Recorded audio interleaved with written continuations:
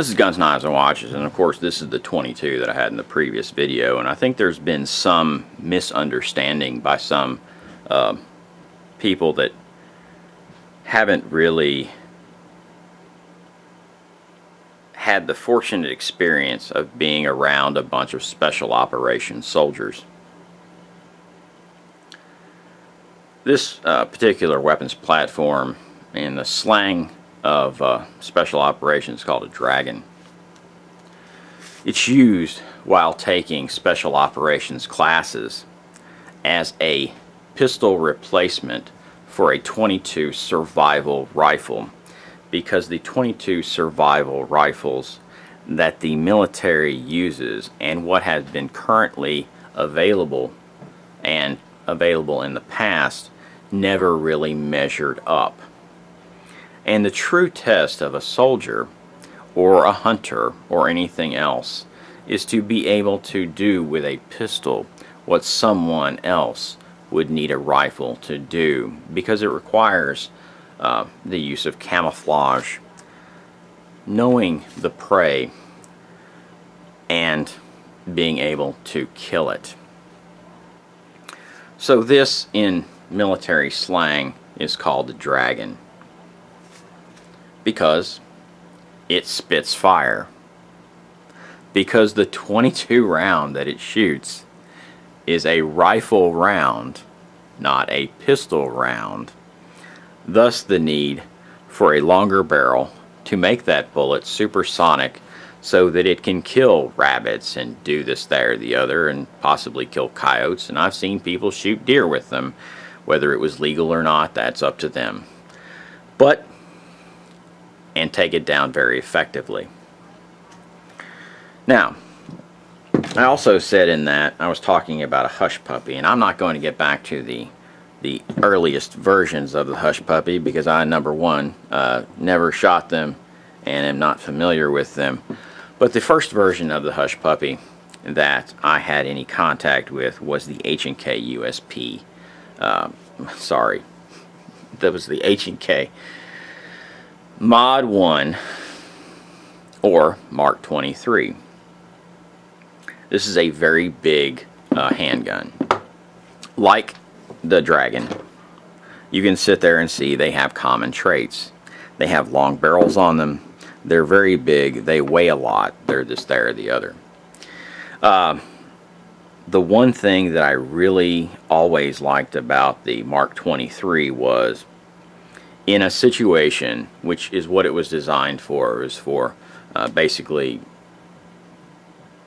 you know, more clandestine operations. It's a pistol replacement for a rifle, because the rifles were either too big, too bulky. You couldn't carry two rifles very easily and then use them in a tactical situation.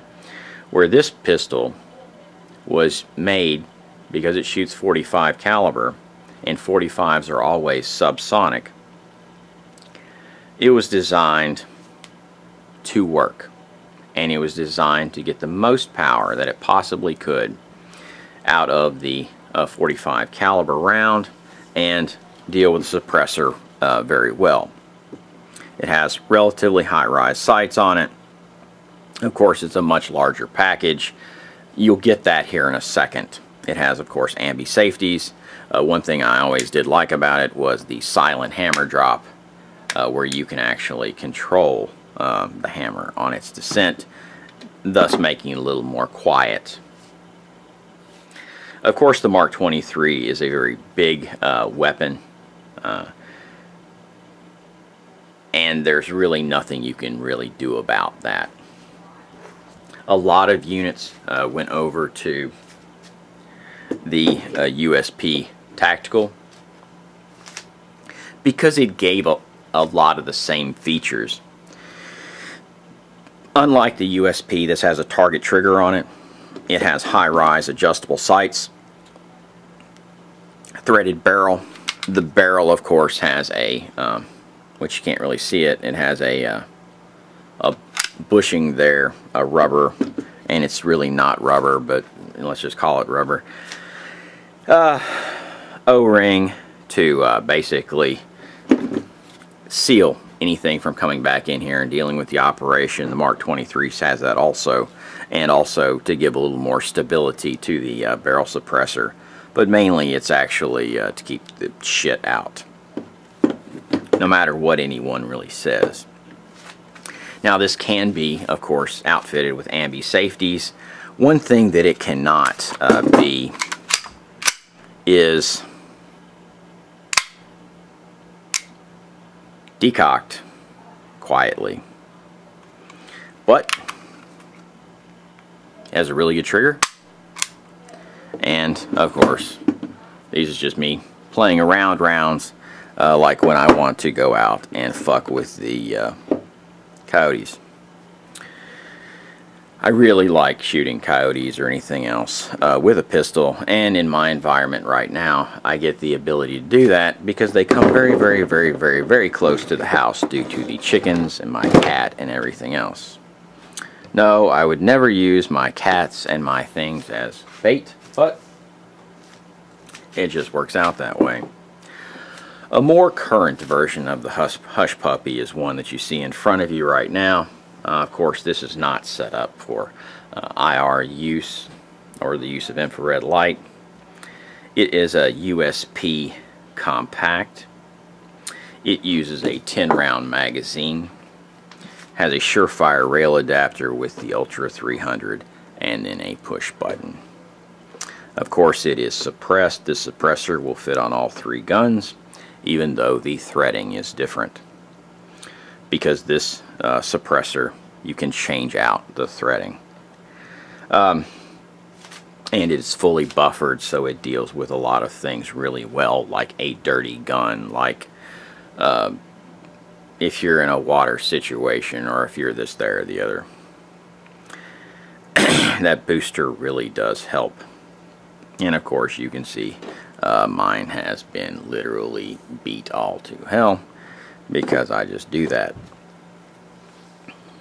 One thing that this weapon has on it that the other 2 don't, because this is actually my carry piece, is it has night sights on it that work rather well, and that's just the way it is. The most current issued version of the Hush Puppy, which this one is still in wide use, is actually the USP 45 compact, which takes the same 10-round magazine, and the only real difference are a few very minor differences. But if you can hit with one, you can hit with the other one. Both of them,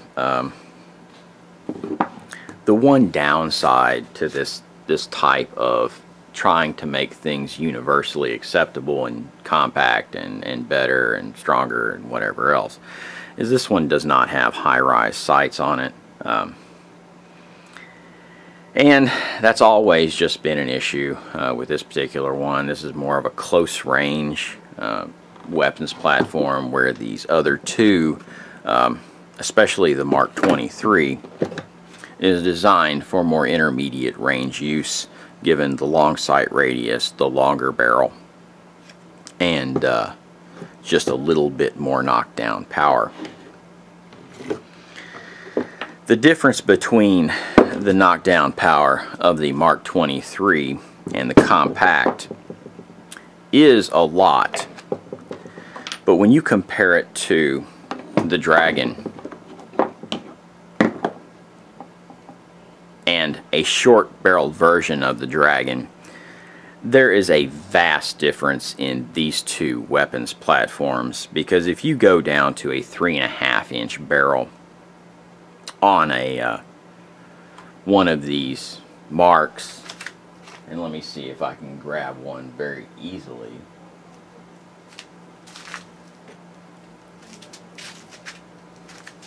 Like this one, everything that comes out of this 3.5-inch barrel is subsonic, where everything that comes out of this one, unless it is designed to be specifically subsonic, will go supersonic.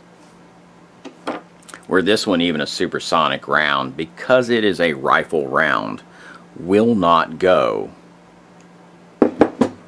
supersonic, just because the length of the barrel and the burn time that it actually has in the barrel. I hope this cleared up some of the problems. There's a big difference between a lot of the people on the channel, and I don't get a lot of really smart remarks because most of the people, if you haven't figured this out yet, are government, ex-military, current military, and this, there, the other. And there are a lot of people that just come in and out. And, you know, you just have to kind of look over them, look over their ignorance, and just accept the fact that they don't come at things from the same point of view as we do. This is Guns, Knives, and Watches, and have a good one.